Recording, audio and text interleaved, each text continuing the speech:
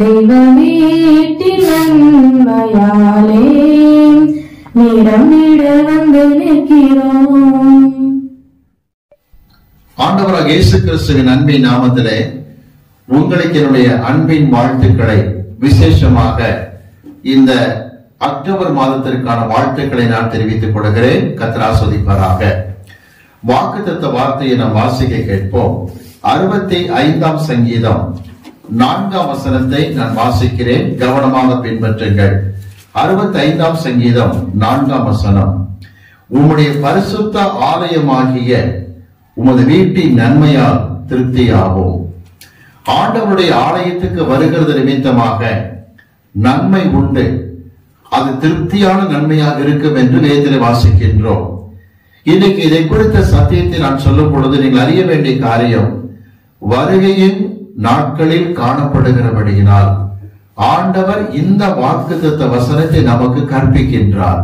ஏன் என்று சொன்னால், சபை கூடி வருவதற்கும் வருகைக்கும் தொடர்பு உண்டு என்பதை விளங்கிக் கொள்ளுங்கள்.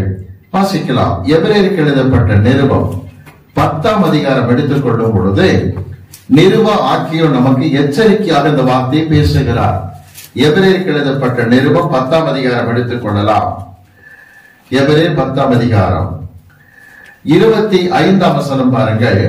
சபை கூடி வருதலை சிலர் விட்டு விடுகிறது போல நாமும் விட்டு விடாமல் ஒருவருக்கொருவர் புத்தி சொல்ல கடவோம். நாளானது, வருகையானது சமீபித்து வருகிறது எவ்வளவாய் பார்க்கிறீர்களோ அவ்வளவாய் புத்தி சொல்ல வேண்டும்.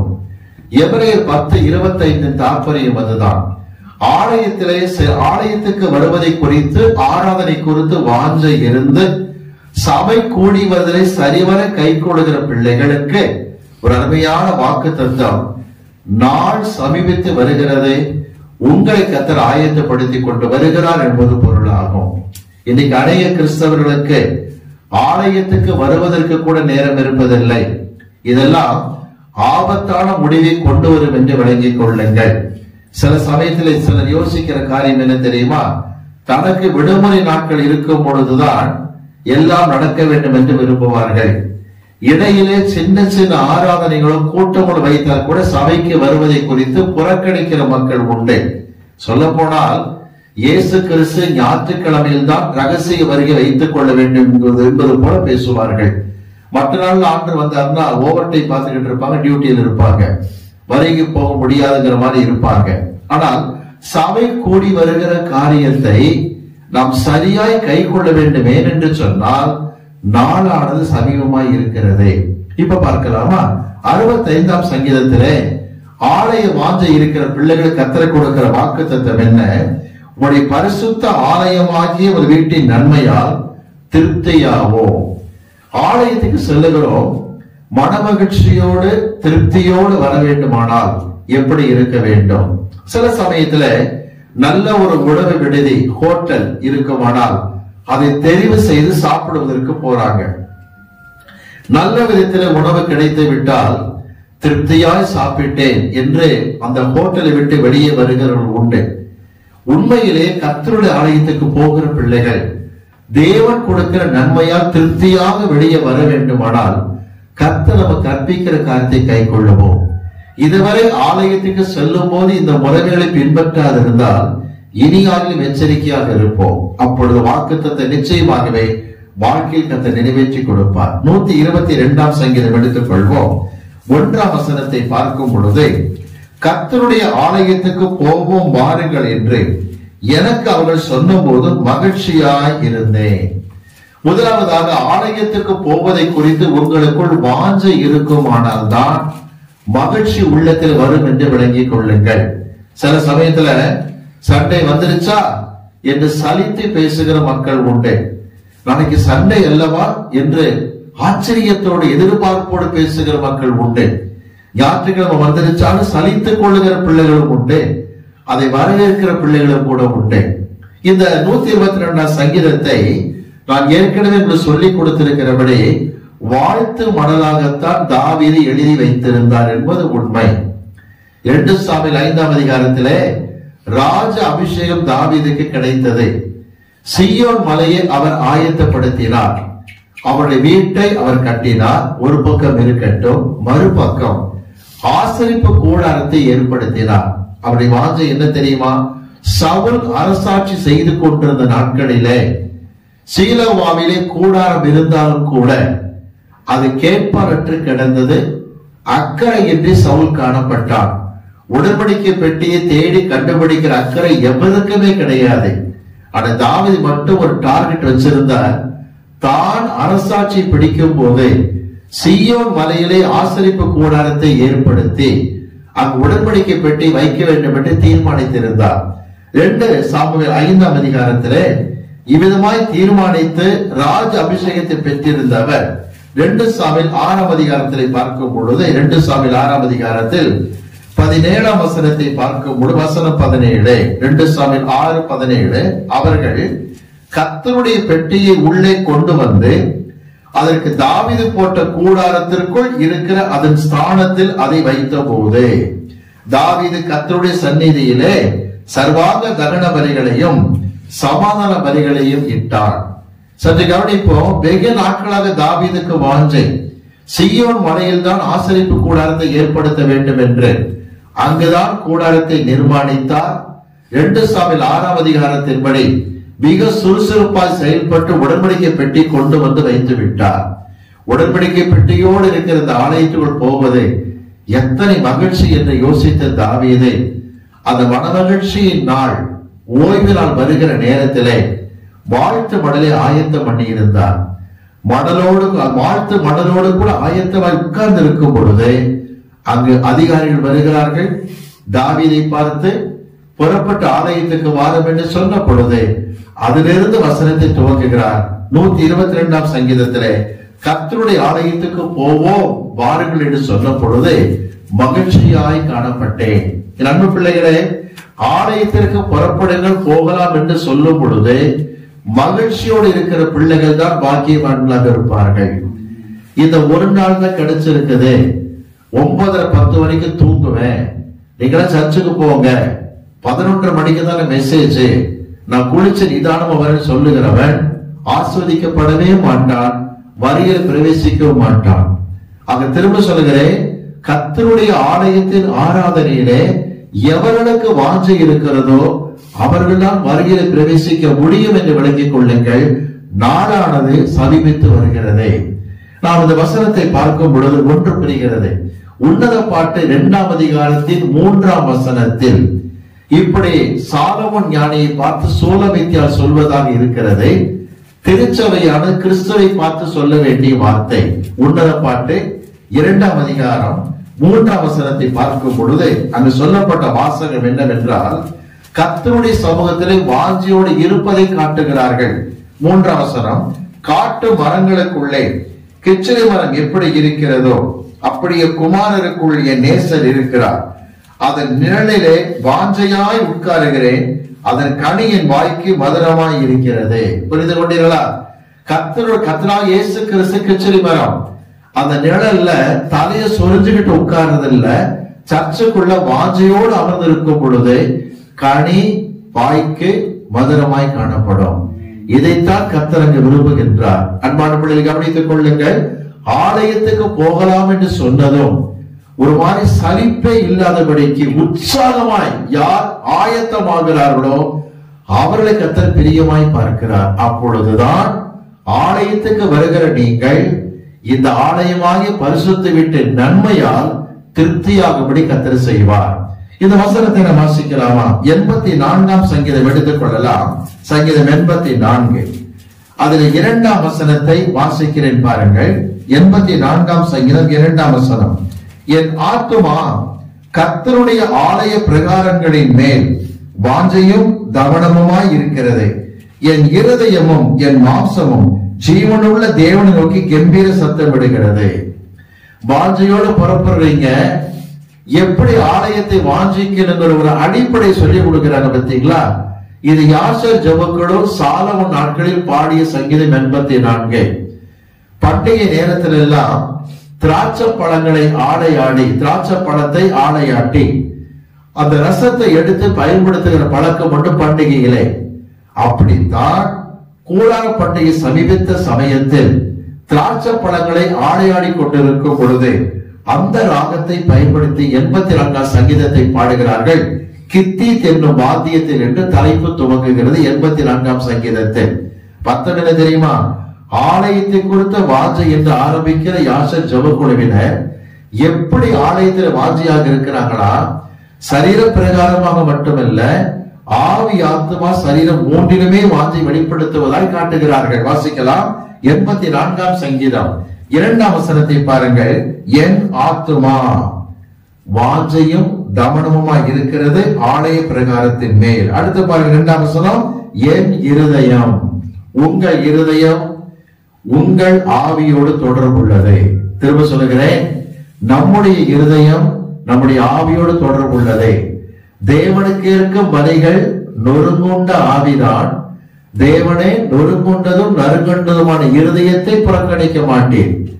தேவனே சுத்த இருதயத்தை என்னில் சிருஷ்டியும் நிலைவரமான ஆவியை உள்ளத்தில் புதுப்பியும் என்று 51ஆம் சங்கீதம் 10-17 வசனத்திலே வாசிக்கிறோம். பிள்ளைகளை கவனியுங்கள். உங்கள் இருதயம் உங்கள் ஆவியோடு தொடர்புள்ளது. என் ஆத்துமா கவனமாய் இருக்கிறது, என் இதயமும், அதாவது என்னுடைய ஆவியும். அடுத்து பாருங்க, என் மாம்சமும் ஜீவனுள்ள தேவனை நோக்கி கம்பீர சத்தப்படுகிறது. மாம்சமும் விரும்புகிறது, ஆவியும் விரும்புகிறது, அதே சமயத்தில் ஆத்மா விரும்புகிறது. இதைத்தான் கர்த்தர் எப்படி சொல்லிக் கொடுத்தார் என்றால், எடுத்து வாசிக்கலாம். உபாகமத்தின் புஸ்தகம் 6ஆம் அதிகாரத்துக்கு வருவோம். உபாகமத்தின் புஸ்தகம் 6ஆம் அதிகாரம் எடுத்துக் கொள்ளலாமா? 6ஆம் அதிகாரத்திலே வாசிப்போம். வசனம் 5. உபாகமம் 6:5. நீ உன் தேவனாகிய கர்த்தரிடத்தில் உன் முழு இருதயத்தோடும் உன் முழு ஆத்துமாவோடும் உன் முழு பலத்தோடும் அன்பு கூறுவாயாக. ஆவி ஆத்தும சரீரத்தில் எவர்கள் கவனிக்க உண்மையாய் கர்த்தருடைய ஆலயத்தை நேசிக்கிறார்களோ அவர்களே வருகைக்கென்று ஆயத்தப்பட்டிருப்பார்கள். ஏன் தெரியுமா? நீங்கள் பரிசுத்த ஆலயத்துக்கு வரும் பொழுது ஆவி ஆத்மா சரீரம் மூன்றிலும் வாஞ்சையோடு இருந்தால், அந்த வாரத்துக்குரிய சத்தியத்தை கர்த்தர் பேசும் பொழுது, அதை கேட்டு உள்ளத்தில் பலப்படுத்தப்படும் பொழுது, நமக்கென்று ஒரு வாக்குத்தத்த வார்த்தை உண்டு.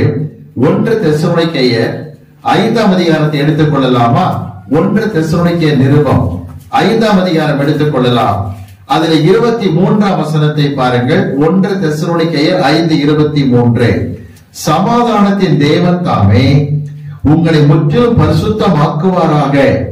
உங்கள் ஆவி ஆத்மா சரீரம் முழுவதும் நம்முடைய கர்த்தராகிய இயேசு கிறிஸ்து வரும்போது குற்றமற்றதாக இருக்கபடி காக்கப்படுவதாக.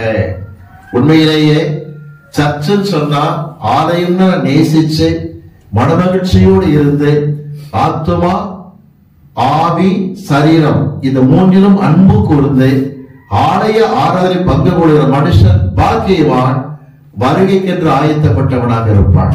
முதல் காரியம் என்னத்தை பார்த்தோம்? வாஞ்சையோடு ஆலயத்துக்கு வர வேண்டிய மிக முக்கியமான முதல் காரியம். இரண்டாவது பாருங்க, எதற்காய் போகின்றோம்? 122ஆம் சங்கீதத்திலே 4ஆம் வசனம் என்ன சொல்லுகிறது என்றால், சங்கீதம் 122 4ஆம் வசனத்தை பாருங்கள். அங்கே இஸ்ரவேலுக்கு சாட்சியாக கர்த்தருடைய ஜனங்களாகிய கோத்திரங்கள் கர்த்தரின் நாமத்தை ஸ்தோத்தரிப்பதற்கு போகும். இது தொழுகை குறிக்கிற வார்த்தை. தேவனை தொழுது கொள்ள, துதிக்க, மகிமைப்படுத்த சர்ச்சுக்கு போகின்றோம். ஆலயத்துக்கு போகிற நோக்கம் முதலாவது வாஞ்சை. சர்ச்சுக்குள்ள என்று பண்ணும் பொழுது ஸ்தோத்திரத்தோடு காணப்பட வேண்டும்.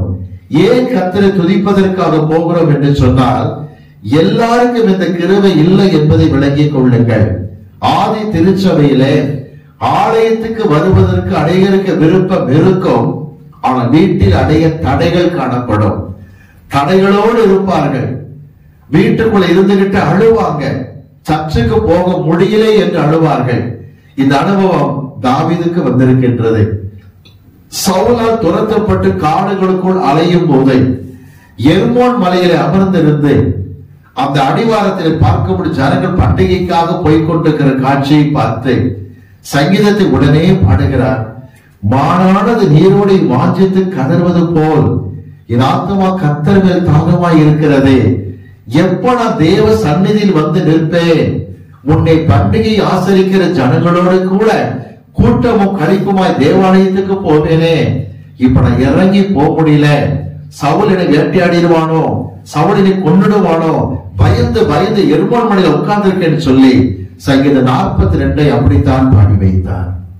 எத்தனை பேருக்கு தடைகள் இருக்கிறது, ஆண்டவர் நமக்கு தடைகள் இல்லாதபடி கொண்டு வந்து சேர்க்கும் பொழுது, ஆலயத்துக்குள்ள என்று பண்ணும் பொழுது அவரை மகிமைப்படுத்த வேண்டும். எனக்கு தடைகளை மாற்றி விடுதலையோடு ஆராதிக்க கொண்டு வந்திருக்கிறீரப்பா என்று கர்த்தரை துதிக்கிற துதியோடு கூட உள்ளே பிரவேசிக்கிற பிள்ளைகளாக இருக்க வேண்டும். அவரை துதிப்பதற்காக ஜனங்கள் அங்கு செல்லுகிறார்களாம். எதற்காக துதிக்கிறார்கள்? ஒரு ஆச்சரியமான காரியம் பாருங்கள். 84ஆம் சங்கீதம் எடுத்துக் கொள்ளலாமா? சங்கீதம் 84க்கு நாம் வருவோம். 84ஆம் சங்கீதம் இவ்விதமாய் வேதம் நமக்கு கற்பிக்கிறது. வசனம் 3 பாருங்கள். என் ராஜாவும் என் தேவனுமாகிய சேனைகளின் கர்த்தாவே, உம்முடைய பீடங்கள் அண்டையில் அடைக்கலான் குருவிக்கு வீடும் தகவலான் குருவிக்கு தன் குஞ்சுகளை வைக்கும் கூடும் கிடைத்ததே. இது ஒரு அருமையான ஆசீர்வாதம் தான்.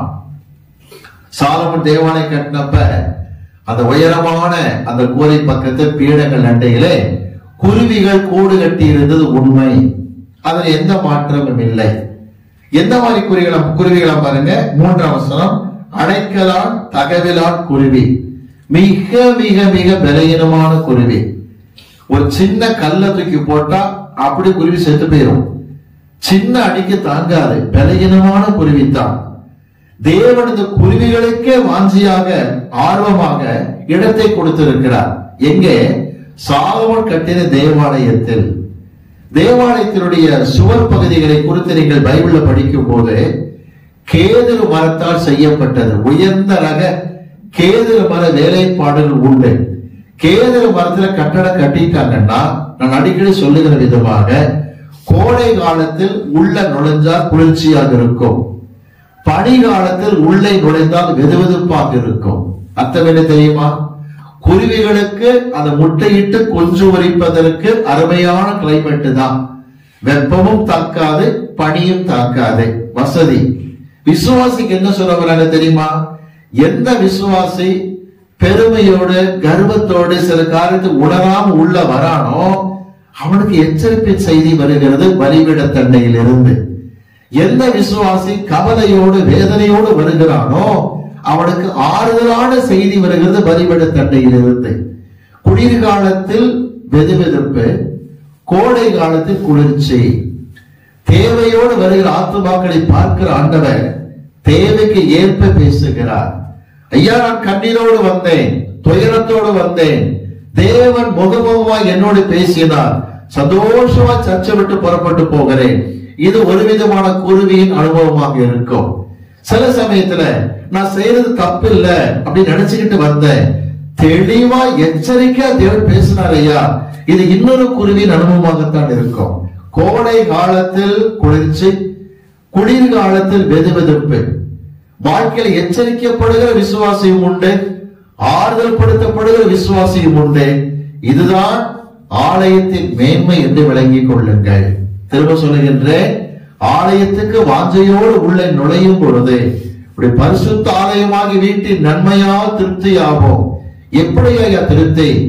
என்ன தேவையோடு வந்தேனோ அது நிறைவு பெற்று திருப்தியோடு நான் புறப்பட்டு செல்லுகின்றேன். காரணம், வாஞ்சையோடு வந்தேன், கர்த்தர் கிரியை செய்தார்.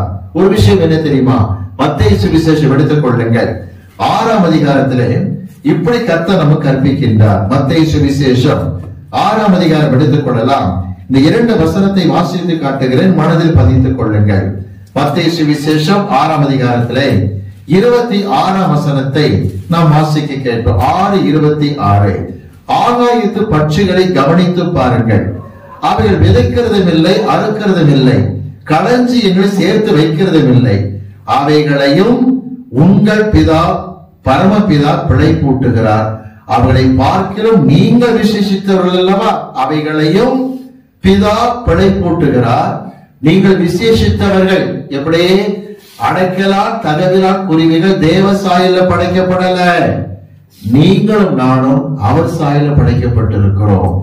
நாம் குருவிகளையும் பறவைகளையும் காட்டிலும் விசேஷித்த பிள்ளைகளாக இருக்கிறோம். அவைகளையே நேசிக்கிறவர் நம்மை நேசிக்க தவறுவதே இல்லை. வாசிக்கலாமா? லூக்கா சுவிசேஷம் 12ஆம் அதிகாரம் எடுத்துக் கொள்ளலாமா?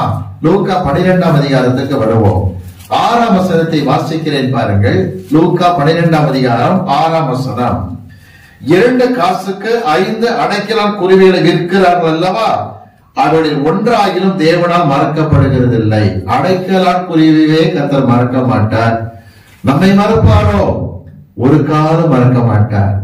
வாஞ்சையோடு சர்ச்சுக்குள்ள வந்தாங்கன்னா என்ன பிரச்சனை வந்திருக்கிற கர்த்தர் இதயத்தை பார்க்கிறார். பிரசங்கர் முகத்தை மட்டும்தான் பார்ப்பார், கர்த்தர் இதயத்தை பார்ப்பார். உங்களுக்கு கவனிங்க, குளிர்ச்சியான அனுபவம் தேவையா அல்லது வெதுவெதுப்பான அனுபவம் தேவையா? அதாவது பயங்கர ஹாட்டா இருந்து குளிர்ச்சி தேவையாக இருக்கிறதா? ஒரே சில்லென்று கொஞ்சம் வெதுவெதுப்பாக இருக்க வேண்டும் என்று விரும்புகிறீர்களா? உங்கள் ஆவிக்குரிய தேவைகளுக்கேற்ப கர்த்தர் பேசுகிறவராக இருக்கின்றார். எப்படி? எச்சரிக்கையும் செய்வார், அன்பாக பேசுவார். ஒரு குறிப்பிட்ட விருது சாலைக்கு நுழையும் பொழுது அறுசுவை உணவு என்று பேசுகிறோமே, ஒரே டேஸ்டா சாப்பாடு இருந்தா திருப்தியாக இருக்காது. காரம், இனிப்பு, புளிப்பு, துவர்ப்பு என்று பேசுகிறோம் அல்லவா? இந்த அறுசுவை உணவை கொடுக்கக்கூடிய ஸ்தலம் தான் கர்த்தருடைய ஆலயம். வாசிக்கலாமா? உன்னத பாட்டின் புஸ்தகம் என்னோட திருப்பிக் கொள்ளுங்களேன். இந்த வசனத்தை மனப்பாடம் பண்ணிக் கொள்ளுங்கள். 2ஆம் அதிகாரத்துக்கு வரலாம். உன்னத பாட்டு 2ஆம் அதிகாரம் எடுத்துக் கொள்ளுங்கள். 4ஆம் வசனத்தை பார்க்கலாமா? வசனம் 4. என்னை விருந்து சாலைக்கு அழைத்து கொண்டு போனார், என்மேல் பறந்த அவருடைய கொடி நேசமே.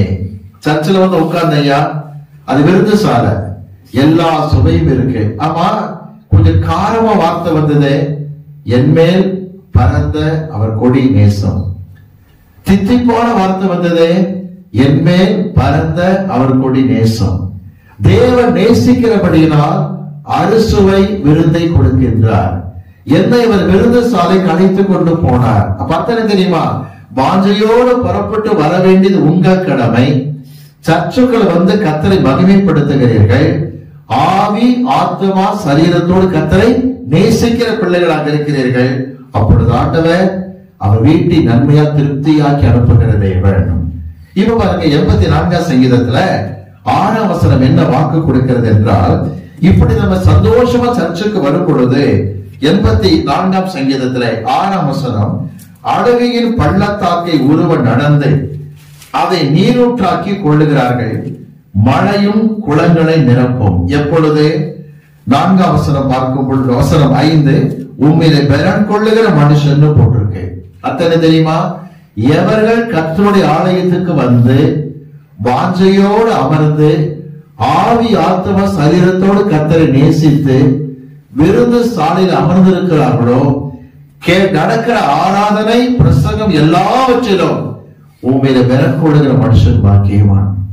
அந்த வாரத்துல என்ன எதிர்ப்பான காரியம் நடந்தாலும் தங்களுக்கு சாதகமாக்கி கொள்வார்கள். ஏனென்று சொன்னால் 6ஆம் வசனம், அழகிய பள்ளத்தாக்கை நீரூற்றாய் பார்க்கிறார்கள். எப்படி பார்க்க முடியுது? இது நடக்கும்னு தெரியுமாப்பா, ஞாயிற்றுக்கிழமை கர்த்தர் பேசிட்டாரு, எதிர்பார்த்து காத்திருப்பாங்க. அழகிய பள்ளத்தாக்கும் நீரூற்றாகத்தான் தெரியும் என்பது சந்தேகமே கிடையாது. இதுதான் ஆண்டவர்கள் பலப்படுகிறதான காரியம் என்று விளங்கிக் கொள்ளுங்கள். இந்த கவனிங்க, ஆலயத்தை நன்மையா திருப்தியாகும்னு சொன்னா நல்ல திருப்தியாக்குவார். எதுல திருப்தி இல்லாம இருக்கிறோமோ அப்படின்னு ஆண்டு பார்க்கிறாரோ அதை திருப்தி ஆக்கிடுவார். ஒரு அருமையான மனிதனுடைய அனுபவத்தை சொல்லுகின்றேன். நல்ல வொர்ஷிப் பண்ண தெரியும். நான் கதை சொல்லல, பைபிள் சொல்றேன். நல்ல வொர்ஷிப் பண்ண தெரியும், மணிக்கணக்கா தொழுது கொள்ள தெரியும். ஆனா சத்தியத்தின் ஆழம் தெரியாது. பரிசுத்தத்தோடு கர்த்தரை தேடுவதற்கெல்லாம், பரிசுத்த வாழ்க்கை பெற்றுக் கொள்வதற்கெல்லாம் வாஞ்சை இருக்கு. ஆனா ஒரு பெரிய குறைபாடு என்ன? அவன் இன்னும் ஞானஸ்நானம் எடுக்கவில்லை. ஆண்டு பார்த்தார், என் ஆலயத்துக்கு வருகின்றாய், நல்ல நன்மையை பெறுகின்றாய், ஞானஸ்நானம் எடுக்காதிருப்பது குறையாகத்தான் இருக்கிறது. அந்த நன்மையையும் உனக்கு ஆசீர்வாதமாக்கி தருகிறேன். இதுதான் கர்த்தருடைய திட்டம். வாசிக்கலாமா? அப்போஸ்தலர்களை திருப்பிக் கொள்ளுங்கள், என்னோட திருப்பிக் கொள்ளுங்கள். 8ஆம் அதிகாரத்துக்கு வாருங்கள். அப்போஸ்தலர்களின் புஸ்தகம் 8ஆம் அதிகாரத்துக்கு வரலாம். 8ஆம் அதிகாரம் எடுத்துக் கொள்ளலாமா? அப்போஸ்தலர் 8ஆம் அதிகாரம் பாருங்கள், வசனம் 26 முதல் வாசிக்கின்றேன். அப்போஸ்தலர் 26 முதல். பின்பு கர்த்தருடைய தூதன் பிலிப்பை நோக்கி, நீ எழுந்து தெற்கு முகமாய் எருசலேமில் இருந்து காசா பட்டணத்துக்கு போகிற வனாந்தர மார்க்கமாய் போய் என்றான். அந்தபடி அவன் எழுந்து போனான். அப்பொழுது எத்தியோப்பியருடைய ராஜஸ்திரியாகிய கந்தாகே என்பவளுக்கு மந்திரியும் அவள் பொக்கிஷம் எல்லாவற்றிற்கும் தலைவனுமாய் இருந்த எத்தியோப்பியனாகிய ஒருவன் பணிந்து கொள்ளும்படி எருசலேமுக்கு வந்திருந்து ஊருக்கு திரும்பி போகும்போது தன் ரதத்திலே உட்கார்ந்து ஏசாயா தீர்க்கதரிசி ஆகமத்தை வாசித்துக் கொண்டிருந்தான். வர்ஷிப் பண்ண தெரியும் யாருக்கு? மந்திரிக்கு. அதுக்குதான் சர்ச்சுக்கு வந்த மணிக்கணக்கா தொழுது கொண்டார். சத்தியம் தெரியாது. வர்ஷிப் மணிக்கணக்கா பண்ணுவாங்க சில பேர். பைபிள் வசனத்தை படிச்சு அர்த்தம் கேட்டோம்னா சொல்ல தெரியாது. வர்ஷிப் பண்ண சொல்லுங்க, மிக அழகாய் பாடுவாங்க, நல்லா தொழுது கொள்வாங்க. ஆண்டு எதிர்பார்க்க தெரியுமா? நீ வர்ஷிப்ல மட்டும் கெட்டிக்காரனா இருக்க கூடாது, பைபிள்ல கெட்டிக்காரனா இருக்கணும். அப்பதான் நன்மை திருப்தியாகவே கிடைக்கும். என்ன வாசிக்கிறாரு? ஏசாயா தீர்க்கதரிசி ஆகமம் படிச்சுக்கிட்டே போற. ஒண்ணுமே புரியல. பிலிப்பு கிட்ட சொன்னார் ஆண்டவர், ரதத்தோடு சேர்ந்து கொள். ஏறி உட்கார்ந்தாச்சு. நீங்க வாசிக்கிற புஸ்தகத்தோட கருத்து தெரியுங்களா அப்படிங்கிறார் பிலிப்பு. ஒருத்தர் சொல்லாம நீங்க எப்படிங்க தெரியுங்கிறார் மந்திரி. பிலிப்பு விளக்கம் கொடுக்க கொடுக்க கொடுக்க மந்திரி தன்னை உணர்ந்தார். நடந்தது தெரியுமா? அப்போஸ்தலர் 8ஆம் அதிகாரம் எடுத்துக் கொள்ளுங்கள். 37ஆம் வசனம். அதற்கு பிலிப்பு, நீர் முழு இருதயத்தோடு விசுவாசித்தால் தடையில்லை என்றான். அப்பொழுது அவன் இயேசு கிறிஸ்துவை தேவனுடைய குமாரன் விசுவாசி என்று சொல்லி ரதத்தை நிறுத்த சொன்னான். அப்பொழுது பிலிப்பும் மந்திரியும் ஆகிய இருவரும் தண்ணீரில் இறங்கினார்கள். பிலிப்பு அவனுக்கு ஞானஸ்நானம் கொடுத்தான். 39ஆம் வசனம் பாருங்க. சந்தோஷத்தோடு மந்திரி தன் வழியை புறப்பட்டு போனார். மந்திரி, பரிசுத்த ஆலயமாகி வேண்டி நன்மையா திருப்தியாக வேண்டாமா? நல்லா உச்சி பண்ணிருக்க, மணிக்கணக்கா தொழுது கொண்டிருக்கிற, சத்தியத்தை படிக்கிற, ஆழ தெரியலையே, உன்னை என்ன குறை இருக்கு தெரியுமா? ஞான ஸ்நானம் எடுக்கவில்லை. அதையும் கர்த்தர் சரி செய்து கொடுக்கிறதை பார்க்கிறீர்கள். எவர்கள் கர்த்தருடைய ஆலயத்திற்கு உற்சாகமாய் வருகிறார்களோ, தொழுது கொள்ளும்படி வருகிறார்களோ, துதிக்கும்படி வருகிறார்களோ, ஆவி ஆத்மா சரீரத்தோடு கர்த்தர் நேசித்து வருகிறார்களோ, அவருக்கு ஆண்டவர் ஒரு நன்மையை குறை வைக்க மாட்டார். எல்லா நன்மையிலும் திருப்தியை கொடுக்கிற தேவனாக இருக்கின்றார். அதைத்தான் வாசிக்கின்றோம். சங்கீதம் 84ஆம் சங்கீதத்துல ஆண்டவர் நன்மையா திருப்தியாக்குகிற தேவன். முக்கியமா சொல்ல விரும்புகிற காரியம் அதுதான். 65ஆம் சங்கீதத்திலே 4ஆம் வசனத்தின் வாக்குத்தத்தம் என்ன? ஒரு பரிசுத்த ஆலயமாகிய ஒரு வீட்டின் நன்மையால் திருப்தியாகும். பிள்ளைகளே, வருகை நாட்களில் காணப்படுகிறோம். வழக்கம் போல சர்ச்சுக்கு போகிற அந்த பழக்கத்தை இன்னையோட முற்றுப்புள்ளி வச்சிருங்க. நான் போனேன், ஒரு மனரம்யமா திரும்பி வந்தேன் இருக்கணும். அது மிக முக்கியம். சில விசுவாசிகள் சர்ச்சுக்கு வர்றது லேட்டா வருவாங்க. ஆனா பாஸ்டருக்கு தான் வந்தது தெரியணுங்கிறதுக்காக சத்தம் போட்டு அலேவையா கத்தி அட்டண்டன்ஸ் கொடுத்திருக்க நிரூபிச்சுக்குவாங்க. இல்லன்னா சாயங்காலம் பாஸ்டர் வீட்டுக்கு வந்துருவார், ரைடு வருவாருங்கிற பயம் இருக்கும். அப்படி இல்லாம முழு இருதயத்தோடு, முழு ஆத்துமாவோடு, முழு பலத்தோடு அன்பு கூறுகிற பிள்ளைகளாக இருப்போம். அப்படி ஆலயத்துக்கு வரும்போது மகிழ்ச்சியோடு வருவோம். கிச்சடி மரத்தை நிழலிலே வாஞ்சையோடு உட்காருவோம். அவர் கொடுக்கிற வசனத்தை கேட்போம். பலன் கொடுக்கிற பிள்ளைகளாய் மாறுவோம். அந்த வாரத்தில் மாதத்தில் நடக்க வேண்டிய சம்பவங்களுக்கு எல்லாம் நாம் பதில் தரக்கூடிய பிள்ளைகளாக இருப்போம். அழகிய பள்ளத்தாக்கையும் நீரூற்றாய் மாற்றிக்கொள்வோம். எந்த நன்மையாவது குறைந்திருந்தால் பிரிப்பதை கொண்டு சரி செய்த கர்த்தர் நமக்கு திருப்தியாக்குகிற தேவனாக இருக்கின்றார். வாக்குத்தத்தம் என்ன? பரிசுத்த ஆலயமாகி வீட்டின் நன்மையால் திருப்தியாக பிள்ளைகளாக இருப்போம். ஜெபிக்கலாம். அந்த சமூகத்துல நாம் தெய்வ சமூகத்தை எழுப்பி நின்று கண்களை மூடி கர்த்தர் சமூகத்தை நோக்கி நாம் பார்ப்போம். 65ஆம் வசனம் சங்கீதம் 65ஆம் சங்கீதம் 4ஆம் வசனத்தை நாம் தியானித்தோம்.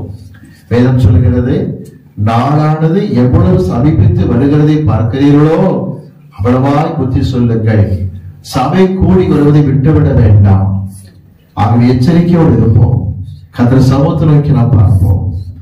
2004ஆம் வருஷம் நடந்ததை அடிக்கடி நினைத்து பார்க்கிறது உண்டு. வாரத்தின் இறுதியில் தான் கிறிஸ்துமஸ் நிகழ்ச்சி வந்தது. இலங்கையிலும் சரி, சென்னையிலும் சரி, கடற்கரை ஓரங்களில் காணப்பட்ட அநேக கிறிஸ்தவர்கள், பெயர் கிறிஸ்தவர்கள், நேற்றுதானே ஆலயத்துக்கு போறோம், கிறிஸ்துமஸ் கொண்டாடி விட்டோம், இன்றைக்குமா போக வேண்டும் என்று ஞாயிற்றுக்கிழமை ஆராதனை அசட்டை பண்ணி வீட்டிலேயே கடற்கரை ஓரம் அமர்ந்திருந்தவர்கள் சுனாமியால் பாதிக்கப்பட்டார்கள். ஆலயத்துக்கு போன மக்கள் பத்திரமா திரும்பிட்டாங்க. வீட்டுக்குள்ள டிவி பார்த்துக்கிட்டு கும்மாரம் படிச்சுக்கிட்டு இருந்தவெல்லாம் ஒன்றுமில்லாம் போயிட்டான். காட்ட சொல்லுகிறார், நாளானது எவ்வளவு சமீபமாய் வருகிறதோ அவ்வளவாய் ஜாக்கிரதையாக இருக்க வேண்டும். பிதாவே, இந்த அருமையான வேலைக்காக நன்றி. இனி வருகிற நாட்களில் ஆலயத்துக்கு நம்ம செல்லுகிற காரியம் ஆசீர்வாதமாக இருக்கட்டும்.